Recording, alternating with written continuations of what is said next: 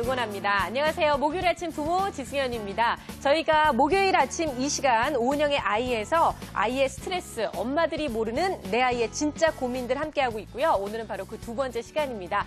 내 아이의 마음을 속속들이 알려주실 부모의 영원한 멘토 오은영 선생님 소개해드립니다. 선생님 어서 오세요. 안녕하세요. 반갑습니다.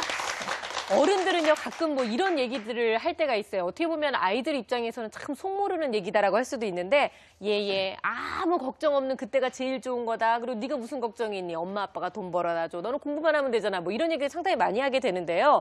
사실은 이제 그 속에서 제일 중요한 건 그 스트레스의 주체가 되는 내 아이의 목소리가 들리지 않는다는 거잖아요. 네. 내 아이의 목소리가 그냥 딱 듣지 않겠다 생각하고 내가 그냥 혼자 이해하고 있다는 거. 이게 문제인 것 같아요, 선생님. 왜 우리 결혼한 여자들이요.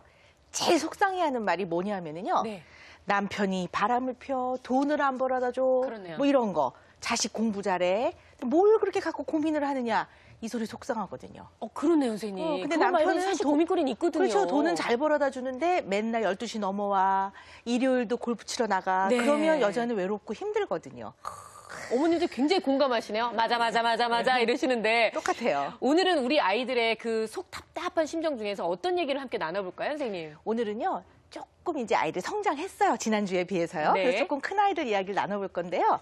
사실 우리 어른들이 가장 많이 쓰는 말 중에 스트레스 받아 이 소리 많이 한다고 그랬잖아요. 네. 어른들이 스트레스가 있으면 아이들도 스트레스가 있는 겁니다. 그래서 아이들 우리가 잘 모르는 스트레스를 한 번씩 쭉 훑어볼까 싶어요. 네, 바로 성장하면서 나타날 수 있는 성장 스트레스에 대한 얘기를 함께 나눠볼 텐데 어떤 것들이 있는지 저희가 그림으로 한번 준비를 해봤어요. 뭐 커가면서 당연히 겪어야 될 일들이기는 하지만 과연 어떤 것들이 있는지 남자아이라는 것, 또 낯가림, 동생의 존재, 너무 이른 한글 공부, 대소변 가리기, 많이 먹이려고 하는 것.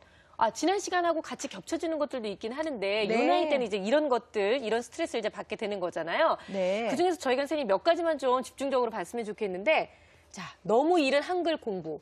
요 얘기 좀 한번 해보죠, 선생님. 네. 하시고 싶은 얘기 많으시죠? 요즘 뭐 네, 맞아요. 5살? 아니, 네. 5살이 뭐야? 한 3살 때부터 시작해야 좀 웬만하다 싶은 것 같아요. 승현 씨는 몇 살에 한글 떼셨어요? 저요? 네. 저는 한글 잘 모르고 그냥 학교를 갔을 그 시대였죠, 선생님. 큰일 나요, 요즘 같으면. 그러니까요. 무지 걱정합니다. 아니, 무엇보다 저희 지용이가 올해 학교 갔는데 저는 작년 여름에 한글을 처음으로 시켰거든요. 옆에서들 난리가 났어요. 도대체 어쩌려고 그러느냐고. 근데 지금 잘하고 있거든요, 그렇죠? 선생님. 여기 똑똑하게 이렇게 잘 크셨는데. 근데 이제 엄마들이요.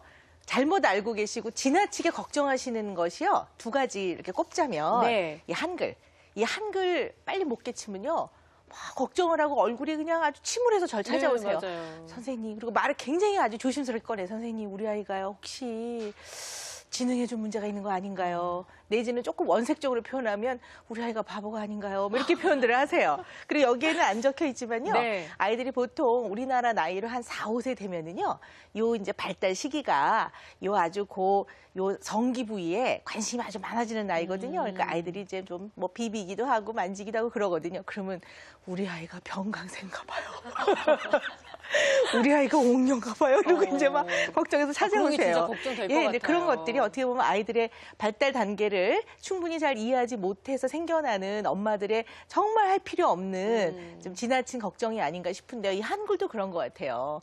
근데 이제 실제로 저는 한글을 굉장히 일찍 깨쳤어요. 일찍 깨쳤는데 가만히 생각해 보니까 그때 저희 동네에는 친구가 없었어요. 다 네. 나이가 많은 언니들이어가지고요. 놀 사람이 없는 데다가 저는 또 그 오빠하고 딱 둘인데 오빠가 저하고 나이 털이 많이 나서 놀 사람이 없으니까 그냥 아마 한글을 좀 가지고 놀았던 모양이에요. 그래서 일찍 깨치긴 했는데요. 네. 이제 그런 것들이 이제 이렇게 인구의 회자되잖아요. 어떤 사람은 뭐 몇 살에 한글을 깨쳤더라. 이런 것들의 기준을 엄마들이 너무 심각하게 생각하시는 것 같아요. 네네. 그리고 주변에서 또 일찍 시키니까 다른 아이들은 책을 줄줄 읽고 그러는데 이제 우리 아이는 뭐 이렇게 짚으면 이러면 이제 너무 걱정이 되는 거죠. 근데 사실은요, 이런 생각을 해보셔야 돼요.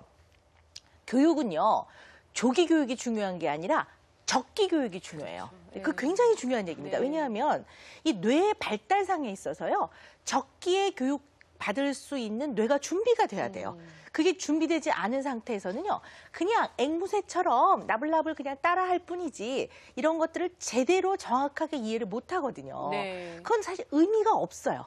의미가 없. 우리가 지하철 노선표를 다 외우고 있는 게 무슨 의미가 있겠습니까? 지하철 노선표는요, 지하철역에 가서 보면 돼요. 그렇죠. 그죠? 예. 그리고 그 노선표를 기억할 그 기억 공간에 다른 중요한 걸 기억하고 있어야 하는데 쓸데없는 걸 외우고 있고 요즘 아이들 뭐 무슨 변신 뭐 가추 뭐 이런 거 있잖아요. 아, 예. 그 뭐 변신 160가지를 기억을 하고 있는데 무슨 소용이겠습니까? 아, 선생님 그 진호할 때마다 이름이 달라져요. 얼마나 힘든지 이름도 모르겠어요. 엄청 어려워요. 엄청 어렵고 그걸 외우고 있느라고 구구단을 못 집어넣는다. 그거는 문제가 되는 거예요. 그래서 사실은 조기 교육이 중요한 게 아니라 적기 교육이 중요한데 사실 냉정하게 보면 한글 교육은 초등학교 1학년 들어가서 배우는 게 맞긴 맞아요. 네. 자, 그런데 요즘은 이제 다 배우고들 오시니까 1학년에 들어가자마자 바로 이제 받아쓰기를 시작하는 경향이 좀 있죠. 그러다 보니까 조금 한 반년 정도 내지는 조금 더 일찍 시작한다 그러면 초등학교 입학하기 한 1년 정도부터 준비를 하시는 게 적절합니다. 네. 자, 그게 왜 그러냐면 이제 하나하나 제가 설명을 드릴 건데요. 우리 한글은요, 아무리 제가